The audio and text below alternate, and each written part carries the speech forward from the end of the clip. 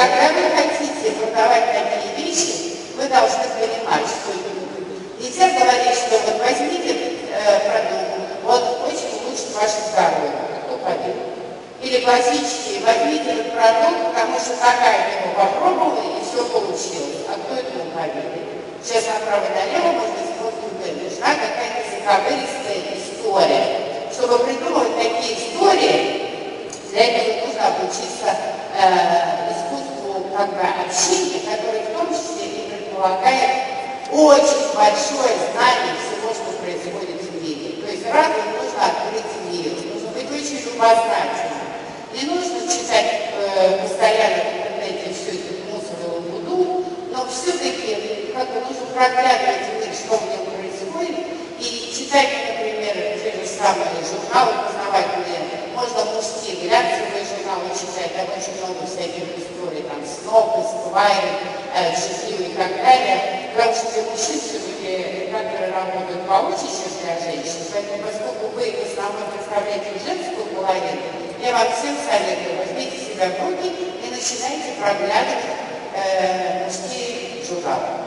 Как только вы начнете их по диагонали смотреть, мир вам откроется, потому что там очень много интересного, и вы начнете придумывать какие-то истории. Еще история для продажи товаров помогает придумывать просто ваша фантазия. А фантазия начинает работать, когда вы читаете художественную литературу.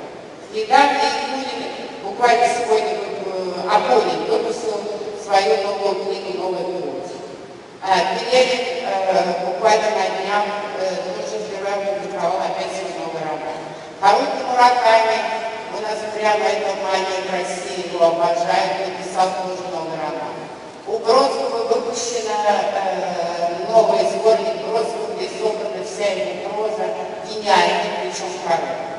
Если вы немножко гуманизируете свой мозг, перестанете думать только о бизнесе, а немножко расслабитесь и начнете употреблять культуру, то вы начнете включать воображение. Как только вы начнете включать воображение, у вас развяжется язык, у вас возникнут некие идеи, и вы начнете по-другому общаться с людьми и помогать им помогать себе продавать товар. Вообще законы коммуникации очень простые. Первое. Начинайте инициировать разговор, но постоянно сканировать человека, по его внешнему виду, потому как он обернулся, как он улыбнулся, на что он среагировал, его слегка разбудить. Для этого нужно говорить ни о чем, очень коротко, но на разные темы. Как только вы поймали то, что нравится человеку, он начинает раскрываться. После этого нужно максимально говорить человеку, а самому ничего не говорить, только дальше задавать вопросы. Чем ловчее вы задаете вопросы, тем больше говорит человек.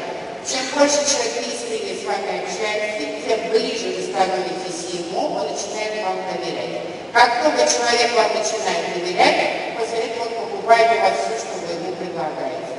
Не спешите просто продать. Вначале нужно сделать человека своим другом. Поэтому этот метод называется метод зеркальный. Если вы разговариваете с чиновником, надо говорить на языке чиновника, быть строго одетым, быть таким сдержанным. Если вы будете с творческими людьми, то нужно тоже как-то попытаться творчески рассказать о том, о сём, разболтать его. Если это технократ, то нужно показать ему, что вы тоже разбираетесь в современном рынке и так далее. Второй принцип – эмпатия. То есть привлекать к себе людей тем, что вы не только их понимаете, но вы сами выглядите симпатично.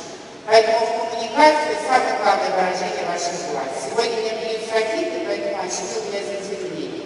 Если вы хотите общаться с людьми и хотите продать им свой товар, вы должны смотреть не пристально, не надоедливо, но вы должны смотреть в глаза. Причем ваши глаза должны быть обаятельными.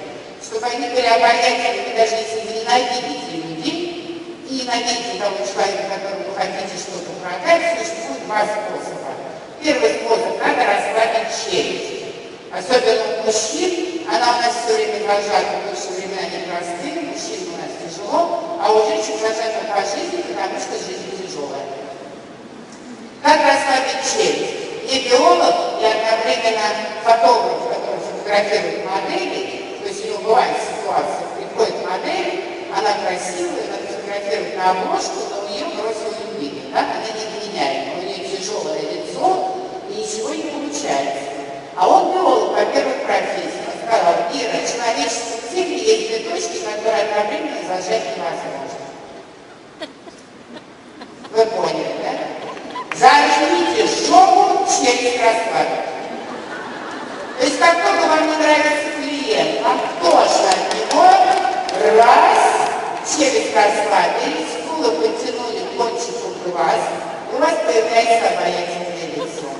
Как только появляется обаятельное лицо, после этого вы мило задаете вопрос. Да? А вы читали последний роман Пелевина? Мне кажется, что где-то он не попал, даже если его не читали. Мы же в интернете по диагонали прочитали, о чем это и все. А, вы не читали, вы знаете, какая книжка, мы вам пришлем по интернету и так далее, и дальше переходите